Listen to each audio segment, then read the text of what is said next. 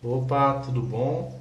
A gente vai falar aqui sobre o sistema urinário, como já está aí no vídeo. Vamos começar aqui falando das funções desse sistema. A primeira função importante desse sistema, e a principal dele, é a filtração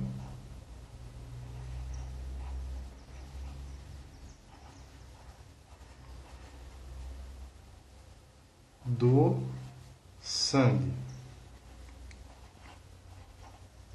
Essa função ela é muito importante. Por quê? Porque dessa aí derivam mais duas.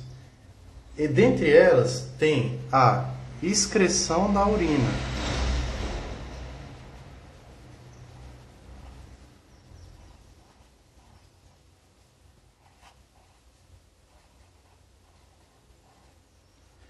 E também a mais importante, que é a reabsorção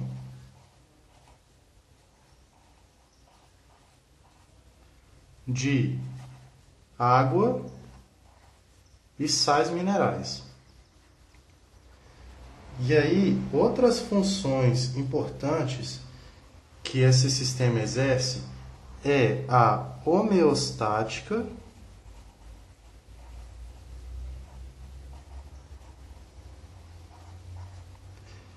e também a endócrina.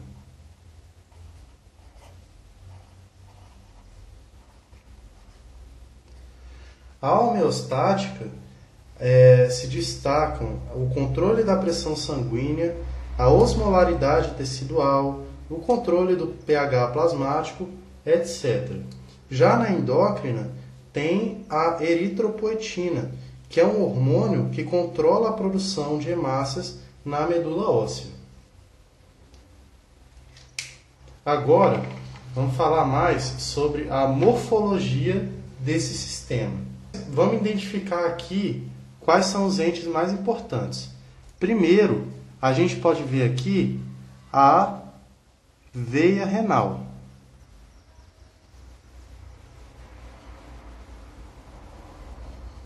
E, obviamente, aqui em vermelho, temos a artéria renal.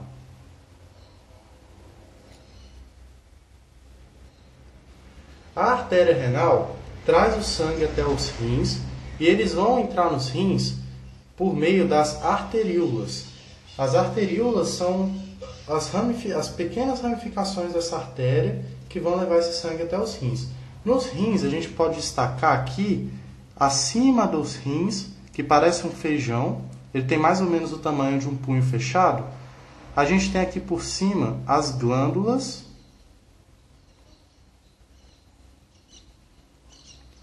suprarrenais ou adrenais. E, como já tinha dito antes, esses são os rins. Nos rins vai acontecer a filtração do sangue. E que a gente vai ser mostrado depois no vídeo. E o que foi filtrado vai sair dos rins por meio dos ureteres.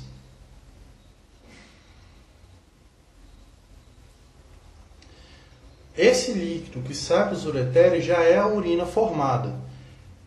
E aí, essa urina ela não vai ser excretada automaticamente. Ela vai para um espaço de armazenamento, onde ela fica armazenada até ser excretada por meio da uretra. Esse lugar a gente chama de bexiga. E é esse daqui. E como eu já falei, essa aqui é a uretra.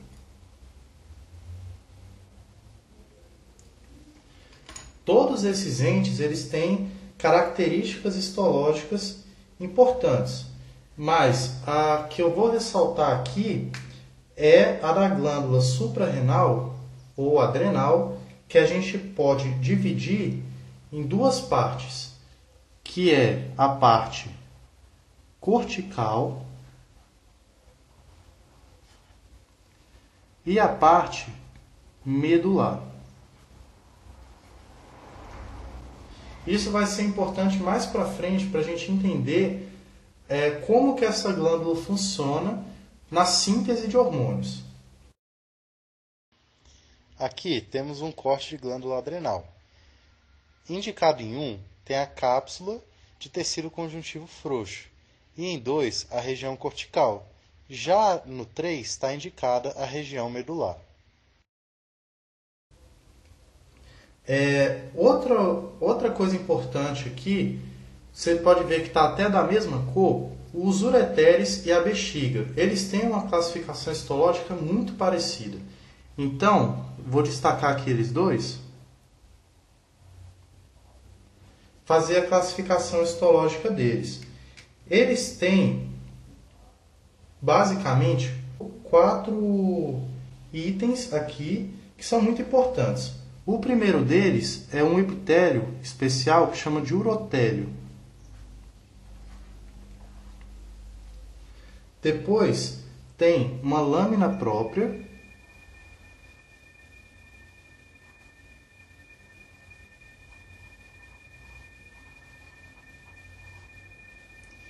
Seguido de uma túnica muscular.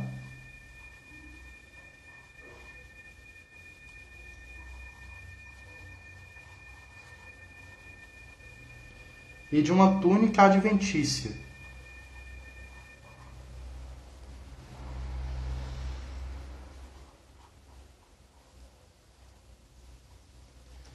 O urotélio, ele é basicamente um epitélio de transição impermeável. A lâmina própria é um tecido conjuntivo frouxo.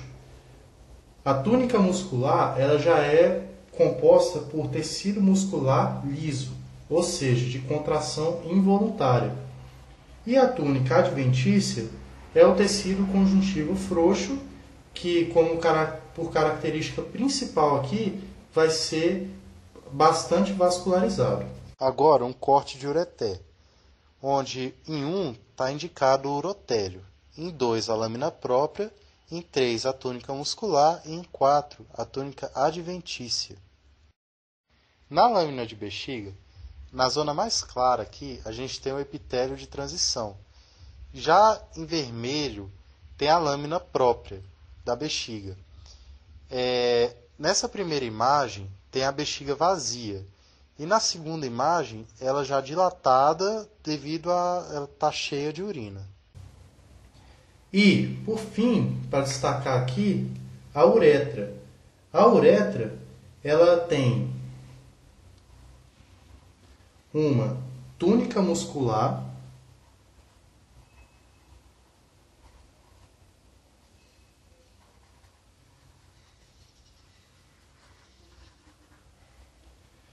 mais uma lâmina própria.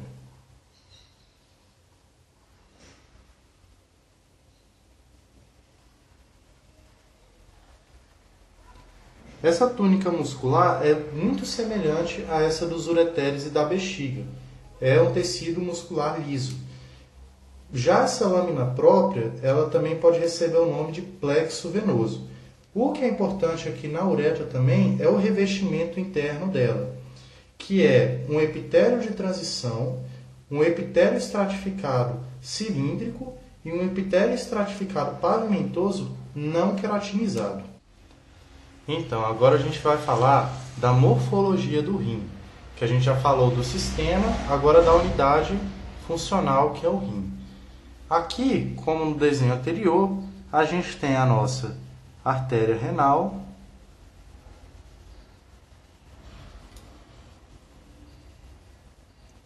e a veia renal.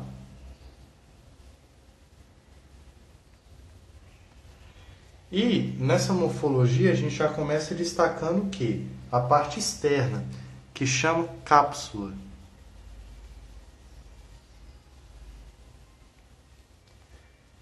Essa cápsula, ela tem uma composição de um tecido conjuntivo denso.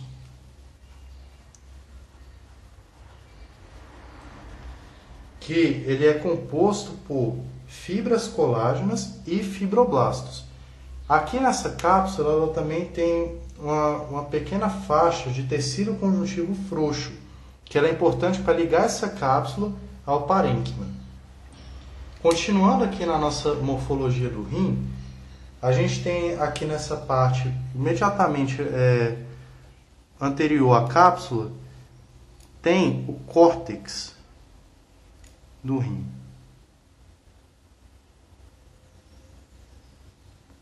Que é essa parte que fica entre a cápsula e a medula.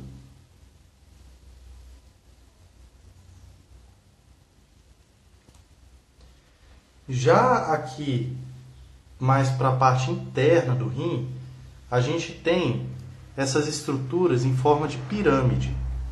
Essas estruturas a gente chama de pirâmide renal.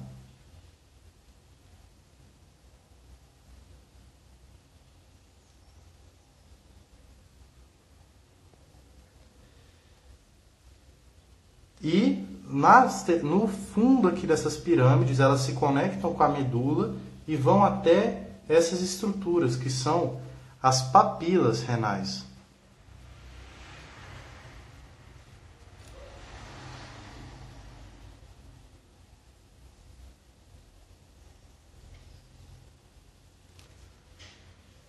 Aí, da medula para as papilas, por meio das pirâmides, e ele chega nessa estrutura aqui. Aqui a gente já vê a formação do ureter. Se aqui é o ureter, logicamente aqui já tem a saída da urina. Então a gente precisa coletar a urina para encaminhar para o ureter. Logo, isso aqui, essa estrutura aqui no meio, a gente vai chamar de cálice coletor renal.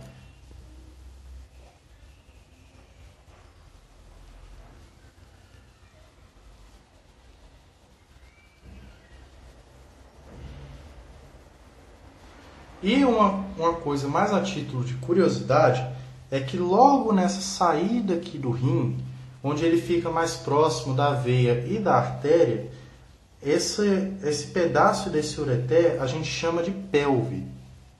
É a nossa pelve renal. Que também tem um nome bacinete. Essa pelve renal, ela tem uma constituição histológica baseada em um tecido conjuntivo frouxo, associado a 3 camadas de músculo liso. E essa vai ser a morfologia do rim. Agora, a gente vai ver aqui a menor unidade renal responsável pela filtração e pela formação da urina. É o néfron. O néfron ele tem essa estrutura que está desenhada aqui na folha. O que acontece? O sangue chega aqui por essa estrutura que é a arteríola aferente. Essa grande estrutura aqui, esse complexo da arteríola aferente, do glomérulo renal e da cápsula renal, a gente vai chamar de corpúsculo renal.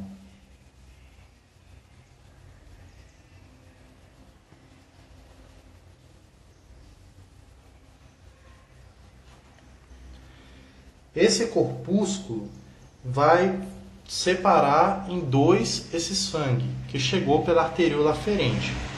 Ele vai fazer então um filtrado. Esse filtrado ele consiste em ureia, glicose, água, aminoácidos, vitaminas, íon sódio, ácidos graxos, etc. E aí, esse filtrado ele vai seguir aqui pelo nosso complexo de túbulos. Os nossos túbulos, a gente tem o túbulo contorcido proximal e a gente tem o túbulo contorcido distal. Capilar arterial.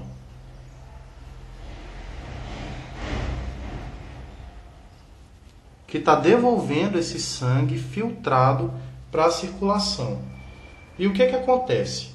Nesses túbulos contorcidos ainda tem muitas substâncias que devem ser reabsorvidas, que o corpo vai precisar delas. E não é bom que elas sejam excretadas em uma quantidade tão grande. Então vamos lá, passo a passo, como é que vai funcionar essa filtração do sangue. Depois do filtrado glomerular, a gente vai para o túbulo contorcido proximal. No túbulo contorcido proximal, vai ser reabsorvido 100% da glicose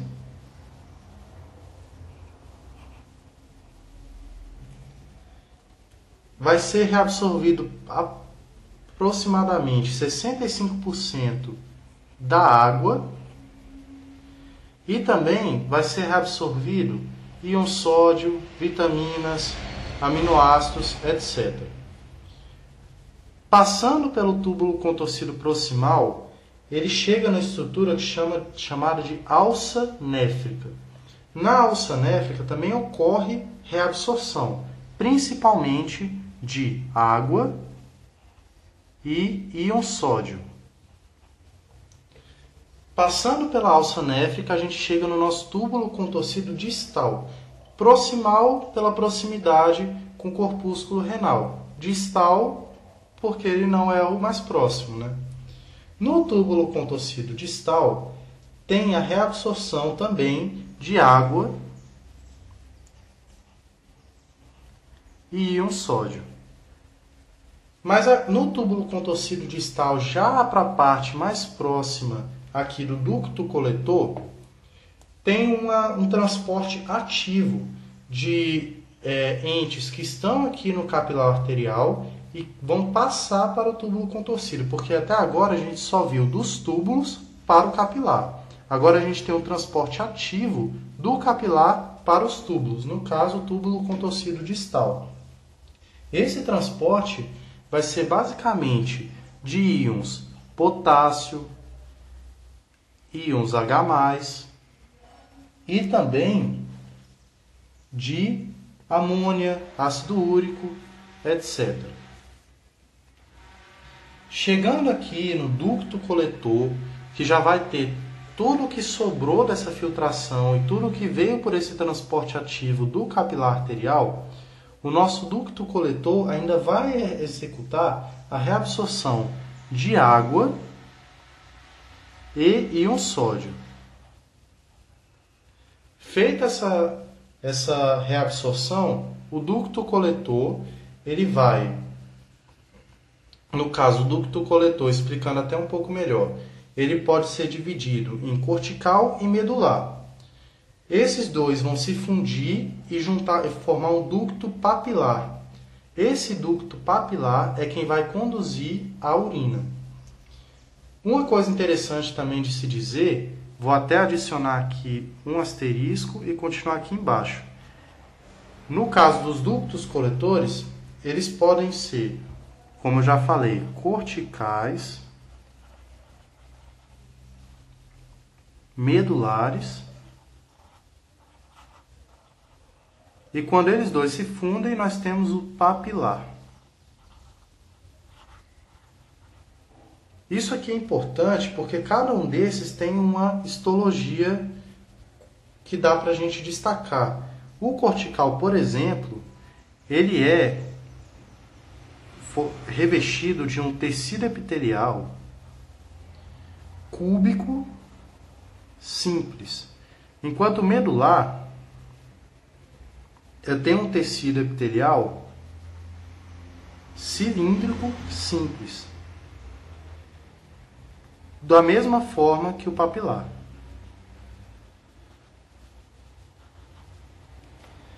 Outra coisa que cabe a gente ressaltar, olhando histologicamente para a estrutura do néfron, é a estrutura dos túbulos contorcidos. Os túbulos contorcidos, tanto distal quanto proximal, eles têm uma histologia semelhante, que seria um tecido epitelial cúbico simples de revestimento interno. Enquanto a alça néfrica, que faz essa conexão do proximal com o distal, ela tem um tecido epitelial pavimentoso simples. Nesse corte aqui, a gente consegue observar o corpúsculo renal, que está indicado em 1, e os túbulos contorcidos, onde o TCP está indicando o proximal e o TCD está indicando o distal. Por fim, voltando aqui para o começo do nosso néfron, por onde começa todo esse processo de filtração, aqui no corpúsculo renal, a gente pode destacar também que ele pode ser subdividido em 2. Ele pode ser visceral e também parietal.